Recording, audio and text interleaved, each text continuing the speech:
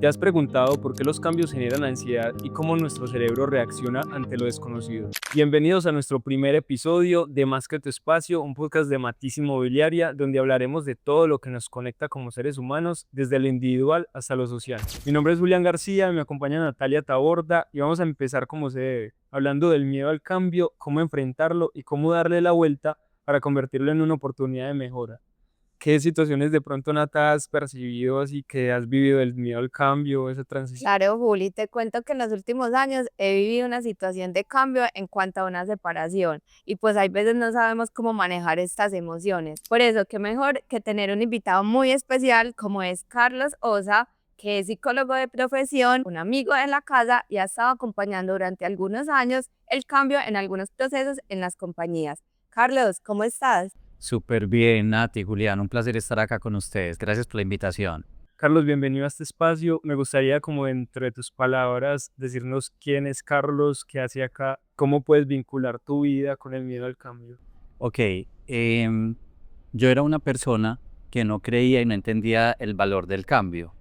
Durante muchos años, a lo largo de mi vida, me resistía al cambio. Yo negaba mi edad, siempre me quitaba los años.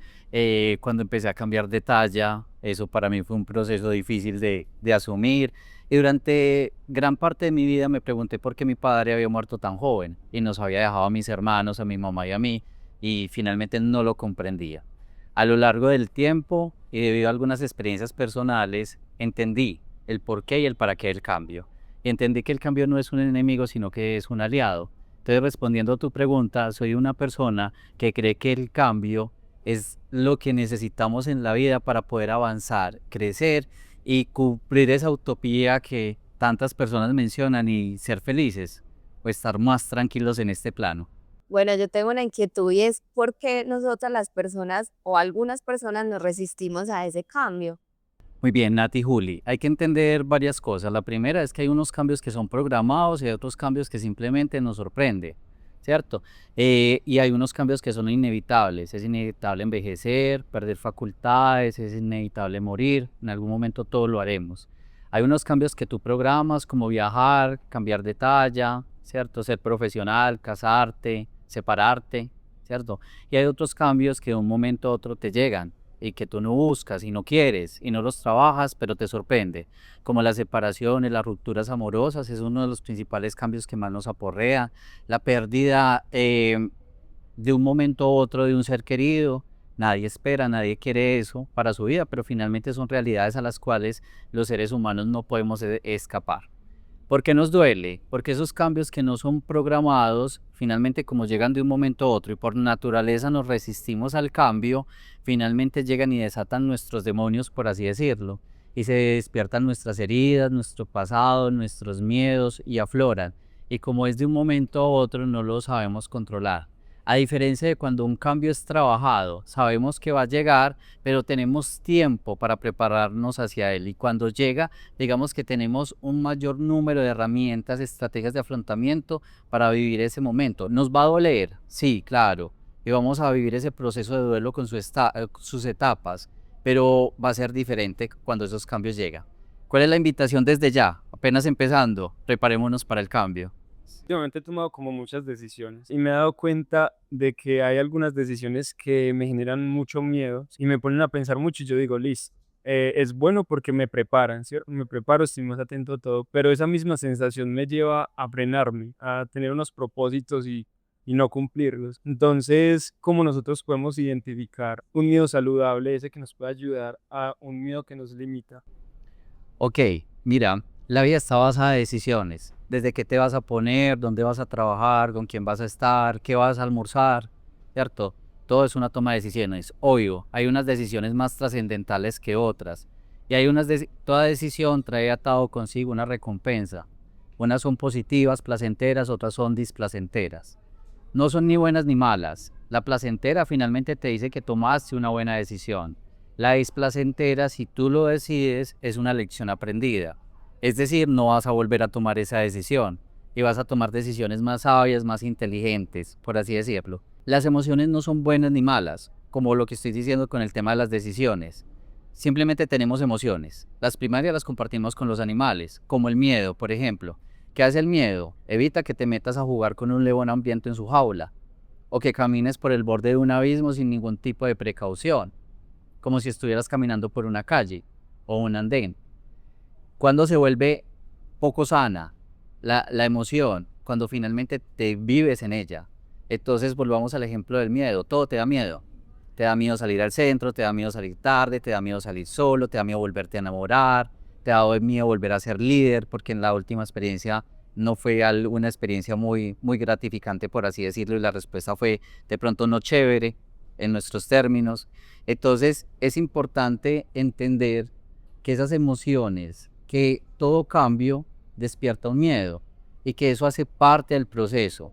Y por eso nace la gestión del cambio y por eso están los terapeutas, para que las personas desarrollen esas herramientas internas y externas y puedan sobrellevar ese miedo y no se vuelvan presa de ese miedo. Y de ese miedo puedan salir y vivir el cambio. ¿Para qué? Para llegar a una nueva realidad. Y cuando uno llega a esa nueva realidad, uno entiende que el miedo lo único que hizo fue como alertarnos, en cierta forma protegernos, hace parte de nuestra realidad humana, pero que vivir en él no es el camino. Bueno, hay veces estamos en constante cambio, ¿cierto? Pero también como que nos atrevemos a hacer esa transformación y quizás hay algunos hábitos que no dejamos atrás. De pronto, ¿qué recomendación nos das para entender esos hábitos que no podemos dejar para que realmente sí hagamos ese cambio? Me encanta tu pregunta, Nati, porque me quiero pegar de varias cosas. Una cosa es cambio, otra cosa es transformación, ¿cierto? Mira, tengo esta botella acá y si la muevo acá, eso es un cambio, ¿cierto? Si yo me tomo todo su contenido, cambia. Antes estaba llena, ya está vacía. La transformación es un cambio con propósito, algo que trasciende. Entonces eso es importante también tenerlo en cuenta, porque en una organización, día tras día, hay cambios. De hecho, cuando pasamos de martes a miércoles, semana a semana, hay cambio. Eso es un cambio. Todo es un cambio. Hoy eres un poquito más sabio, pero un poquito más viejito que ayer, por así decirlo. Entonces, es importante entender la diferencia entre cambio y transformación. En el mayor de los casos, para aprender, para adquirir nuevos hábitos, hay que desaprender y dejar hábitos hacia atrás, ¿cierto? Que ya no te hacen bien. Voy a dar un ejemplo para hacerme entender.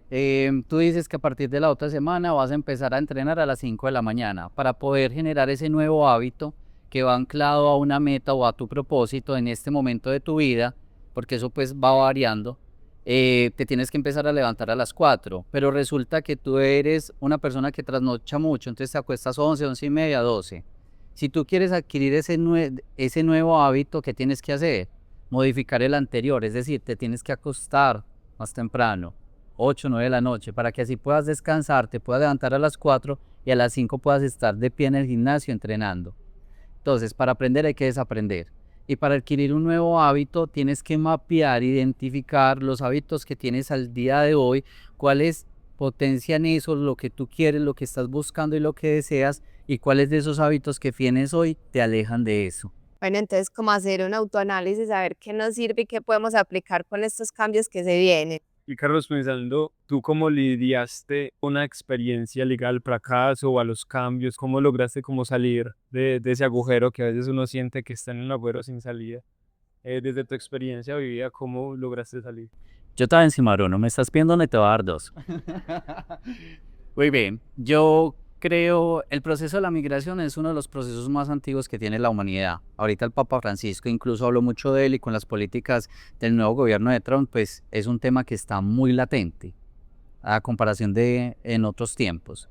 Yo también soy migrante, yo no soy de la ciudad, sino que yo soy de un pueblo. Emigré siendo muy joven, a los 18 años, en un momento de mi vida y del entorno donde finalmente para las personas que venían de los pueblos era difícil llegar a la ciudad. Entonces uno llegaba acá y uno se sentía perdido porque yo estaba en mi zona de confort, en mi pueblo, que todo era cercano, familiar, conocido y amigable y era fácil. Y yo llego a una gran metrópolis donde no me sé ubicar y donde la vida es totalmente diferente. Ese fue un cambio muy significativo para mí. Fue tan significativo que se despertó un miedo súper gigante que me estaba rebasando y finalmente pues estuvo mi madre para acompañarme ahí y decirme, ese es el lugar donde necesitas estar. En otras palabras, en unas palabras actuales en este espacio, ese es el cambio que tienes que gestar en ese momento. Hoy miro hacia atrás y agradezco eso, el haber llegado acá, el estar.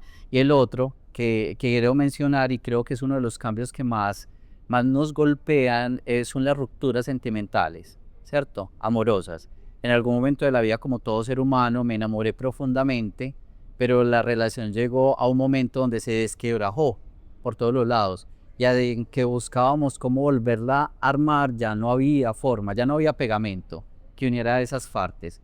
Y vivir ese proceso de te amo, pero soy feliz sin ti, te amo, pero te regalo tu libertad, porque ya no quieres estar a mi lado, porque ya no podemos ser lo que éramos antes y lo que en algún momento nos habíamos prometido, fue algo muy difícil de aceptar, asimilar. Y se pasa pues por muchos momentos.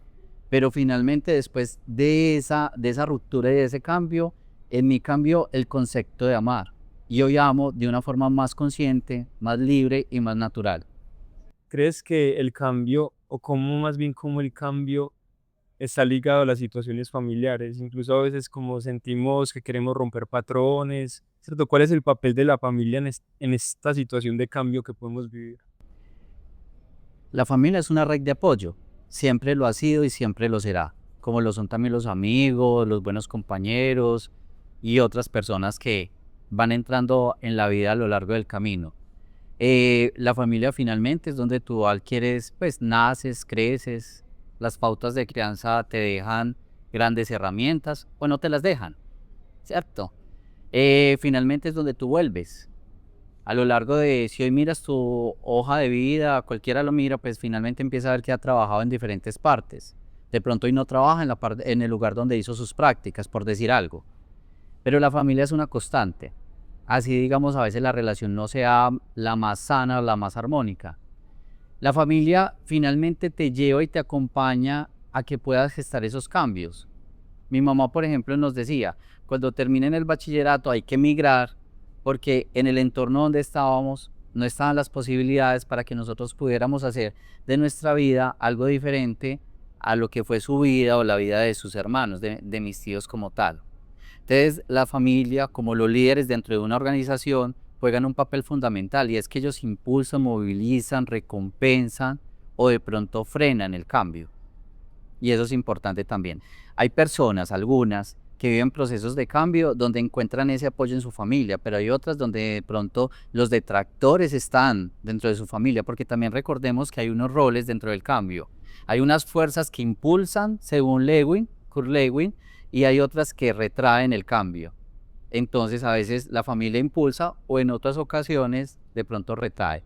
Pero la invitación y la idea es que la familia siempre sea ese grupo de apoyo que nos lleva y nos moviliza a que siempre saquemos una versión mejorada de nosotros mismos, en todos los aspectos. Bueno, una de las características que tenemos nosotros o uno de nuestros ámbitos es la parte emocional, ¿cierto? Entonces también los cambios, cómo nos afectan esa parte emocional y qué deberíamos de hacer para poder tener una buena salud mental. Mira, ahí hay, por ejemplo, el proceso del duelo, la segunda etapa es la ira. Primero entras en negación, no pasó, no me engañó, no se murió, esto no es así. Pero cuando finalmente vas fluyendo en ese proceso, en esa etapa de duelo, llegas a la ira y te da rabia. Y en ese sentir rabia buscas culpable. El clima, el otro, mi mamá, mi jefe, mi compañero, las circunstancias, la política, la religión, o de pronto te culpas a ti mismo y te das más duro de lo necesario, de lo pertinente, ¿cierto? Entonces, en ese orden de ideas, es importante siempre mirarse con mucho amor y con mucha benevolencia, porque si tú no lo haces, nadie lo va a hacer. Bueno, sí hay personas que te miran con mucho amor, pero la invitación es que esa primera mirada de amor sea la tuya y de comprensión, porque somos seres humanos en constante cambio y en una eterna transformación. Eso es lo primero. Y lo segundo es que la vida es un proceso de autogestión.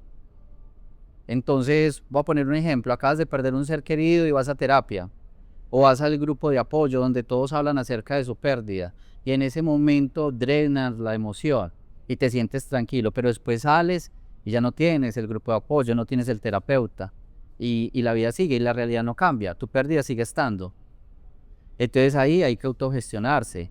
Hoy, con la inteligencia artificial, las redes, hay muchas personas que se han dedicado y hablan de este tema de diferentes frentes, desde la religión, desde un tema más consciente, desde la meditación, desde un tema alternativo. Y la idea es que busquemos esas fuentes y esas referentes con las que hagas clic, que te haga sentido y te puedas vincular con ellas para que sigas desarrollando esas herramientas y puedas afrontar ese cambio que de pronto no es tan chévere, que es displacentero, pero de ahí puedas sacar una oportunidad. ¿Qué te enseña la muerte? Valorar la vida. Lo que pasa es que en ese proceso, mientras que llegas a ese estado de aceptación, es difícil, es caótico y es complejo y te tienes que reinventar. Y antes de que tú entres al cambio eres uno, pero después del cambio eres otro, siendo la misma. Sí, yo creo que cada uno tiene pues su proceso, entonces también la invitación es como a que cada uno se disponga a transformarse, pero pues como a vivir su proceso y su momento acorde a cómo lo pueda ir haciendo, ¿cierto? Qué bueno también mirar a ver cómo podemos, no como predisponernos, pero cómo nos podemos preparar también por si llega algún cambio. Ok, el cambio es de todos los días, a cada momento y a cada segundo. Voy a citar a Carl Jung. Él decía que mientras que no hagas consciente lo inconsciente, el subconsciente va a seguir rigiendo tu vida y tú lo vas a llamar destino. Entonces, ¿cómo te preparas? Haciendo consciente lo inconsciente, descubriendo, navegándote. Tú tienes hoy un comportamiento hacia mí y mi interpretación es que eso desató una ira profunda en mí. Te contesté maluco, pero finalmente vos te fuiste y sigue el malestar en mí. Entonces hay que navegar en ese mar profundo y propio, que por lo general casi nunca lo hacemos porque nos da miedo, ¿cierto? Y a medida, entonces, ¿cómo me preparo eso? Empieza a conocerte, a identificarte, cuál es la luz, pero también cuál es la oscuridad que te precede, dónde nace, cómo gestionarla, qué es lo que necesitas. Una farmacia tiene X cantidad de medicamentos. Tú llegas, pero tú no necesitas cualquier medicamento. Tú llegas a comprar el medicamento específico para el síntoma, el malestar o la enfermedad que tienes. Entonces identifica qué necesitas para saber qué vas a buscar en el medio. Y ahorita hablabas un poquito de la mirada interior, ¿cierto? De que nos debemos de mirar nosotros, saber qué historia vivimos, qué nos da miedo, qué nos da inseguridad para poder como abrazar esa sombra. Pero aquí entra un temita, es el síndrome del impostor. ¿Cuál es el papel del síndrome del impostor acá en todo este cambio que nosotros podemos manejar? Bueno, ¿y qué es el síndrome del impostor? Perfecto. Quiero mencionar varias cosas para dar respuesta. Lo primero es que la persona con la que vas a tener una relación eterna es contigo mismo. Y con la persona que más hablas en el día a día es contigo mismo. Desde que te levantas y te preguntas qué vas a poner, qué vas a hacer, qué vas a decidir en en X situación. Eso es importante. Tenerlo muy claro y muy presente. Lo segundo es que tu principal enemigo, detractor, opositor, eres tú. Muchas veces la gente te dice que lo estás haciendo bien, pero a ti te falta el centavo para el peso. Tienes la duda, ¿cierto? Y te criticas muy duro. Hay gente que de pronto se elogia más de la cuenta y hay personas que se van al extremo y se tiran duro. Y lo otro es en cuanto al síndrome del impostor, y con base en lo que acabo de mencionar, es eso, que en ese proceso de ser conscientes es entender que estamos en una dinámica de cambio, que la vida es una dinámica de cambio. Por eso los animales migran y por eso muchas especies a lo largo de la historia de la humanidad se transformaron y evolucionaron y otras desaparecieron porque no vieron ese proceso de cambio de transformación. Listo. Mahatma Gandhi decía, deberíamos de ser el cambio que queremos ver en el mundo. Y eso es importante que lo tengamos presente. Y en cuanto puntualmente al síndrome del impostor, es una duda constante, continua, que tienes acerca de ti mismo, en pensamiento, decisión y por ende acción, que no te deja avanzar. Es decir, tú mismo te saboteas. Entonces es importante, uno, más allá de tener claro cuál es el síndrome del impostor, si la gente entiende o no entiende el término, es finalmente que tú tengas mucha claridad de lo que tú eres y de lo que no eres. Y que si en algún momento tomas una decisión, emprendes un proyecto trascendental en tu vida y no funciona, pues eso es una oportunidad, es la alquimia de la vida. La dificultad la conviertes en una oportunidad y sigues avanzando. José Saramago, todos los días escribía 2 páginas y se convirtió en un premio Nobel y escribió muchas obras literarias, pero fue la constancia y porque él nunca dejó de creer en él. Y así lo mismo podíamos citar a muchas personas a lo largo de la historia. Cumplen con su propósito. Entonces, puede que el síndrome del impostor esté presente en ti, en mí, de seguro lo estaba, en algún momento lo hemos vivido, en algún momento hemos sido presa de él, pero después de que nos llega este tipo de información, empezamos a ser conscientes y lo empezamos a regular. Porque la duda no es mala. Incluso la duda es importante porque te lleva a pensar y a reflexionar si lo que estás diciendo, pensando y haciendo es lo correcto para ti y para las personas que están en tu entorno, según el contexto. Eso es importante. Entonces, ese es lo que te puedo decir en cuanto al síndrome del impostor relacionado con el proceso de cambio. Muchas personas son presas del síndrome del impostor y no dan cambios, no dan ese paso, no toman esa decisión del cambio, porque dudan. Voy a dar un ejemplo para hacerme entender mejor. Una mujer que está al lado de un hombre que sufre, no sé, cualquier cantidad de maltrato, sea físico, psicológico, y por duda no toma la decisión de separarse, alejarse de esa relación, porque cree que no va a ser capaz de estar sola, o de salir adelante, o de tener lo que hoy tiene al lado de ese hombre, así ese hombre le dé todo menos lo que le tiene que dar, que sería amor, respeto, comprensión. Entonces, creo que un error es eso, quedarse en la comodidad. Mi mamá dice, siempre podemos ser mejores personas. Trabajen por siempre ser mejores personas. Y es verdad, siempre se puede ser un mejor hijo, un mejor padre, un mejor esposo, un mejor amante, un mejor empleado, un mejor líder.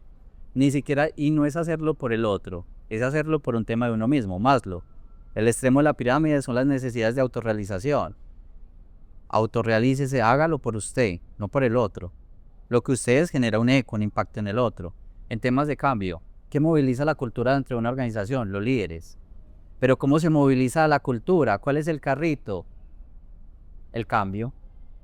Porque para pasar de la cultura actual y llegar a la cultura deseada, que hace realidad las estrategias, se necesita una gestión de cambio. Tenemos que empezar incluso a pensar diferente, para poder sentir de otra forma y actuar diferente. Acabas de decir de hazlo por ti, no por el otro. Muchas veces actúa como con presión social, desde la parte individual hasta las pequeñas empresas que empiezan a emprender y dicen, eso sí le va a gustar a la sociedad, si van a aceptar el producto, ¿cierto? Entonces, ¿cómo puede afectar la presión social, tanto como empresas como nosotros en nuestra vida cotidiana, a generar ese cambio que queremos lograr?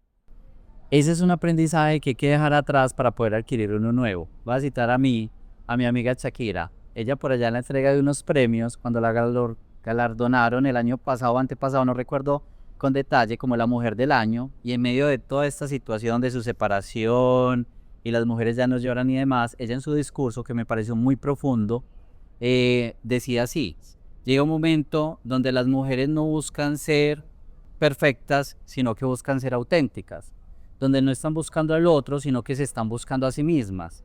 Y es donde ya no importa si el otro les es fiel o no les es fiel, donde importa que ellas se sean fieles a ellas mismas.